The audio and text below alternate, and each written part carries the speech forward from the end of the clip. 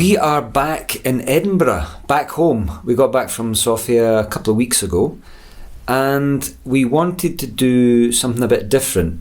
A few people have been in touch with us over the past few months to ask about doing IVF in Bulgaria. So we kind of wanted to cover that in this vlog and do a comprehensive look at what it's actually like, the positives, the negatives, the costs. So that is what's ahead in this week's vlog. At the point of deciding to go abroad for IVF, we'd done 4 rounds of IVF in the UK. The first 2 were on the NHS and the second 2 were private. So we had a few reasons for going abroad for IVF. First of all, I guess a huge one has got to be cost. IVF is really, really expensive, especially in the UK. And after doing 2 private rounds here, we'd spent a lot of money. So we started to look at clinics abroad. I guess as well, there was a few things that we had to think about because we kind of knew that we would probably need more than one more cycle. We probably could have afforded one more cycle here in the UK, but because we knew that we would need more than one probably, we felt that if we went abroad, we would be able to do that. We would be able to actually afford to do that, whereas here, we would literally have just been able to afford to do one more. Yeah, I guess cost was a big factor, but also we are the kind of people that love travelling. So we kind of thought to ourselves, well, if we're going to spend thousands of pounds doing this, why don't we kind of have an adventure at the same time? Also, doing IVF is really hard emotionally and physically. And I'd done kind of 2 NHS cycles while I was working. And it was really difficult, to go into work, put a brave face on when you're going through so much stress and trauma. So we thought if we go abroad, we'll be away from it all. We'll be able to take time off work where we can just dedicate to doing the IVF, but also having a good time at the same time. So those were probably the 2 main reasons why we just... Oh, one other one actually, I forgot. We kind of felt like we wanted a doctor that was going to think a little bit outside of the box. And we kind of felt like with our experience in the UK that the doctors, whilst they were very good, were quite kind of regimented in their approach and weren't willing to kind of maybe just try some other things. So it took quite a lot of research before we decided on Bulgaria. Lots of IVF abroad kind of forum groups. We went to the fertility show twice and met kind of different clinics there. So it certainly wasn't a kind of spur of the moment decision. IVF abroad, the kind of most popular places tend to be places like Spain, Greece, Czech Republic. Spain and Greece would have been great to go to, but actually once we did the sums, it didn't really seem to be working out all that much cheaper than doing it here by the time you add your flights and accommodation and things. Czech Republic is, again, a kind of cheaper place to go, so that was also a consideration. But I think when you're trying to choose a clinic abroad, there's a few things that you need to kind of think about, and one being how easy is it to get there, and also how cheap is it to get there. We chose Bulgaria because Ryanair fly to Bulgaria from Edinburgh, and we had a quick look at kind of costs for flights, and they were really, really reasonable. I mean, like kind of single flights were starting at about £15 to £20, which is so affordable. I mean, it would literally cost us more to go through to Glasgow than what it would sometimes to fly to Bulgaria. So because we knew that we would have to fly there and back quite a few times, it made sense that it was somewhere that was a bit on the cheaper side, because Greece and things, for us to fly from Edinburgh was just going to cost too much by the time you kind of do it multiple times. So that was definitely something to consider. Also, we had to think about cost of living while we were there, because we knew that we were going to be in Bulgaria for quite a while. Some people who do IVF choose to kind of have a lot of scans here and then just go over to their clinic for a few days before egg collection and then fly home. we decided that we were going to give this everything we had, and we wanted to take some time off and actually be there for the whole thing. So we knew that we were going to be in Bulgaria for 2 or 3 months. So it was important to us that we chose somewhere where living costs were relatively kind of low. You know, we're somewhere where we knew that Airbnbs would be really reasonable, food and just general cost of living. And Bulgaria absolutely ticks that box. So the clinic that we chose was Nadezhda Women's Hospital in Sofia, and as I say, I did a lot of research. I met with them at the fertility show and also chatted online and actually on the phone to a few women who had been to the clinic. I definitely think if you're going abroad for IVF, do your research, you know, talk to people who've been. Maybe not all reviews are going to be good, but you'll get an idea. And if there are issues, you'll be able to find out what they are. But when I chatted to the women, all of them had really positive experiences. So that really helped me to make my mind up. Also, the doctor himself, Dr. Stamanov, he really specialises with older women like myself and complicated cases, which we certainly were after having 4 failed rounds in the UK. So he is a very caring doctor and also willing to think out of the box. And funny thing, when we were coming home from Sofia just a couple of weeks ago, we were in the airport and Ewan was in the newsagent kind of part of the airport where the magazines are, and he was like, "Come here." I was like, "What?" He was like, "Look who I've seen." And he showed me this. So that was our doctor. He's on the front of a magazine. I think it's some kind of medical magazine. I've kept it in its cellophane because my thinking is if we are lucky enough to have a child, then I want to keep the magazine to be able to show them that that was the doctor that helped create them. So we thought it might be useful for some people considering IVF abroad or IVF in Eastern Europe or Bulgaria to give you a rough idea of prices compared to the UK. So we've compiled this to give you an idea of how the costs compare. By the way, I just want to preface this by saying that all these kind of prices that we're giving are rough prices in terms of the UK and in Bulgaria, because some of the prices may have gone up since we last had our treatment in Bulgaria. So please don't take these figures as complete fact, but these are rough kind of estimates. So the first thing that we're going to look at is tests. So initial tests that you might want to get before you actually start your IVF treatment. And as you can see from here, literally everything is a lot cheaper in Bulgaria. The biggest one actually is your initial consultation. You know, if you want to go to a clinic abroad, most of them will give you a free Skype consultation where you get to meet the doctor. Okay, it's not in person, it's online, but you'll get to see the doctor, you'll get to ask lots of questions and, you know, see what they recommend for you. And for, as I say, for a lot of those clinics, it's actually free of charge. Whereas in the UK, we actually had 2 consultations, and the very first one cost us £225. And that was literally not even an in-person consultation. It was a Skype one. And I'm not kidding. It was literally, if I hadn't had questions to ask, it would have been over in about 10 minutes. It was really, really disappointing. And for £225, I was actually left feeling pretty angry. The other consultation we had was better, and that was £185. But as you can see, that's a huge amount of money.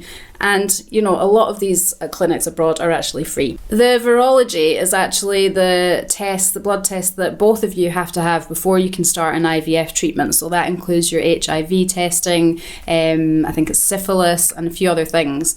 And again, you can see that it's a lot cheaper in Bulgaria than the UK. So now we're going to have a look at the actual IVF treatment, and this is where the cost difference is pretty huge. So when we had our IVF cycle back in the UK, we paid £3,195. That was actually mild IVF. So if we had actually done conventional IVF, you're looking at probably somewhere around about £4,400. In Bulgaria, we paid £2,420, and that was for full IVF. But the great thing is that that cost actually included ICSI. Now, a lot of clinics in Europe will actually include ICSI in the treatment price, And that's something that we were never really that keen on having, to be honest. So for anyone that doesn't know, ICSI is when they actually select a sperm and inject it into the egg, rather than letting natural kind of fertilization take place. And that was something that we were never that keen on. We kind of thought, well, we'd rather just let nature take its course. But we had a really bad IVF round in the UK where literally we got 9 eggs and only one of them fertilised, and it was absolutely devastating. Bearing in mind we'd paid over £3,000 and literally we had nothing to show for it, literally, you know, from straight after the egg collection. So that was super disappointing. So after that I thought, you know what, I definitely want to try ICSI. That's actually another reason why we went abroad, because if we'd stayed in the UK to have ICSI, it would have cost an extra £1,000, whereas in Bulgaria, it's all included in the price.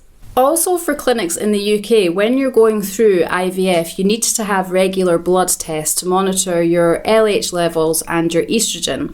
Normally with some clinics they're done kind of every 2 days, some clinics even do them every day, so it really just depends.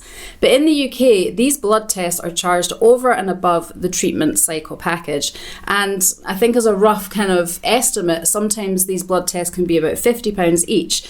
So you're looking at about £100 for blood tests, and just say you had to maybe have them 5 times during your cycle, that's an extra £500, whereas in Bulgaria all the blood tests as you're cycling are included in the price. So again, a huge saving.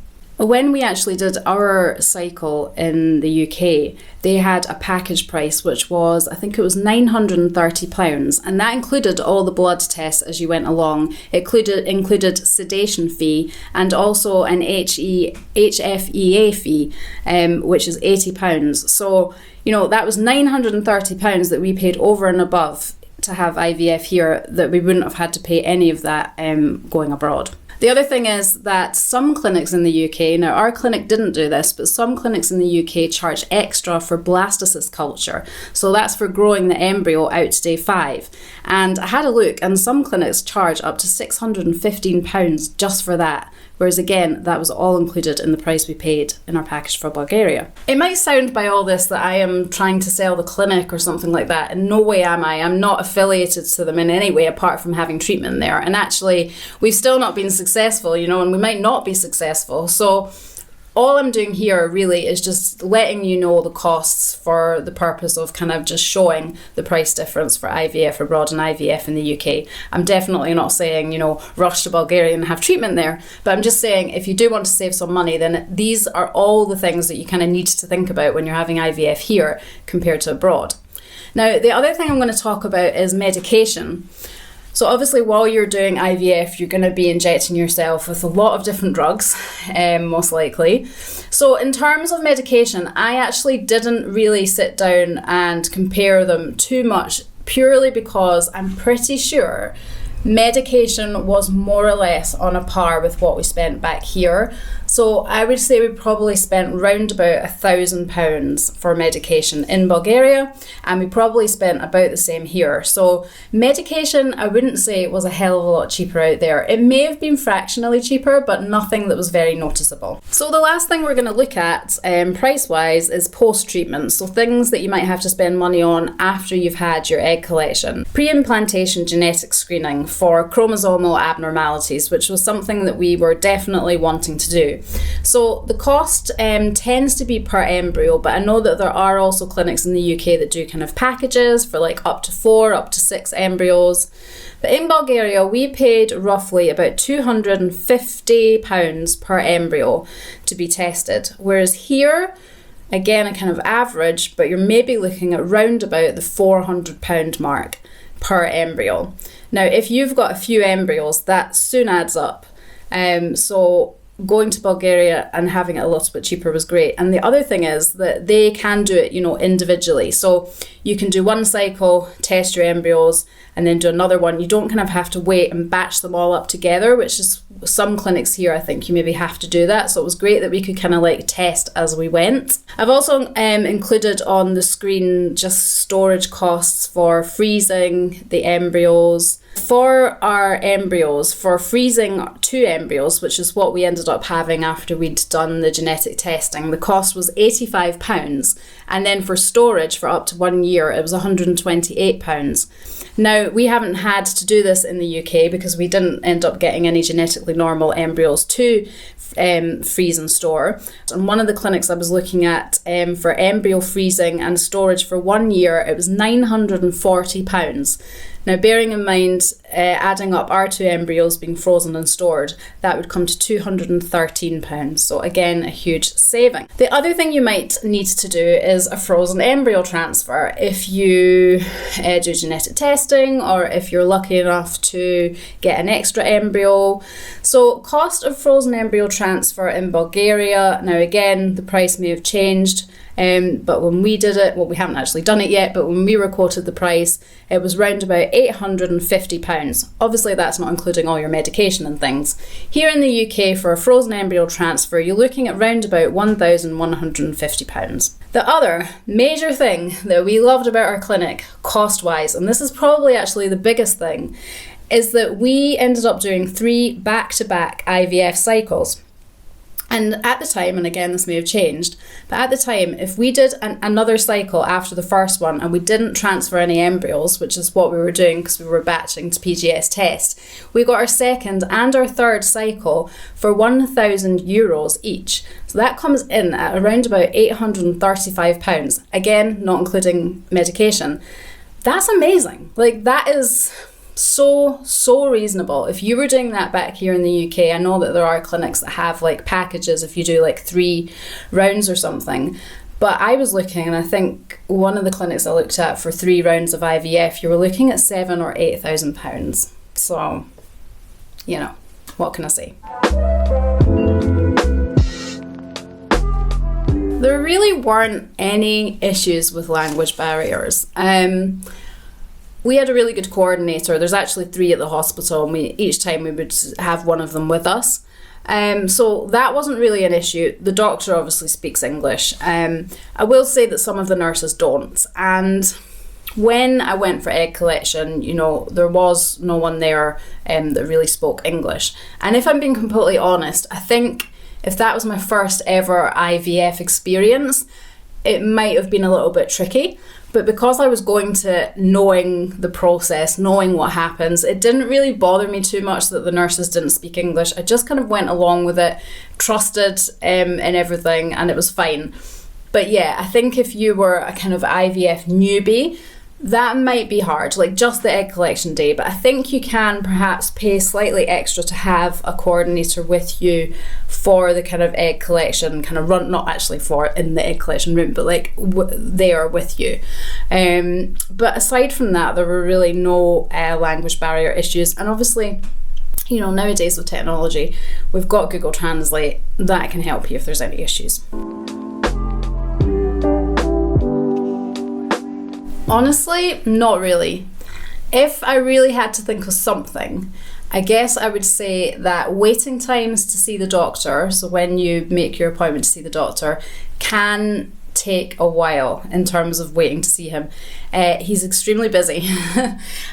So sometimes you can find yourself sitting in the waiting room for a couple of hours. But the great thing is that the waiting area is really long. It's not just a little waiting room, it's like a really big open space. They've got Wi-Fi.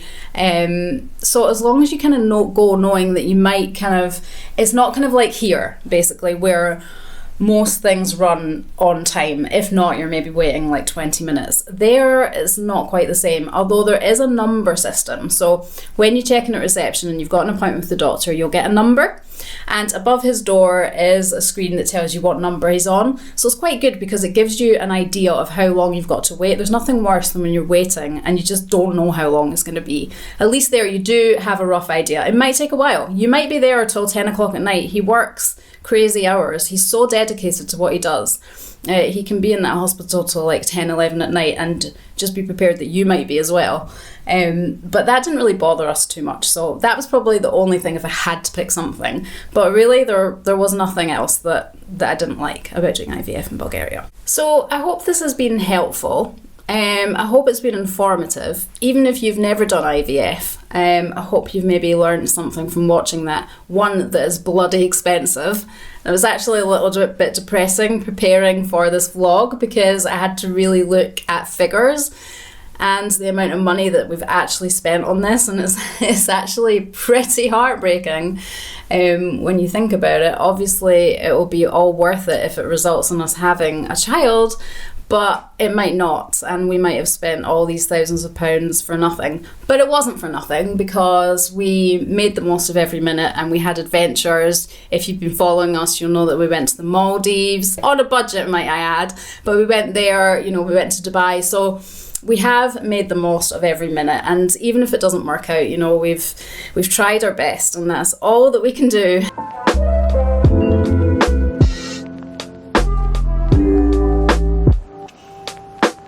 So thank you so much for watching. If you've done IVF abroad, let us know in the comments below. Let us know how you found it, where you went. And if you're thinking about going to Bulgaria for IVF, then please do get in touch with us. We're more than happy to help. We're more than happy to give you any advice, answer any questions. So you know where we are. And yeah, thank you for watching, and we'll be back next week. We're returning to our Gran Canaria vlogs because we luckily managed to retrieve the footage that we'd lost. So that's coming up next week. If you've enjoyed this vlog, then please do hit the thumbs up button, and don't forget to subscribe to the channel. It's totally free of charge, and honestly, it would really make us happy.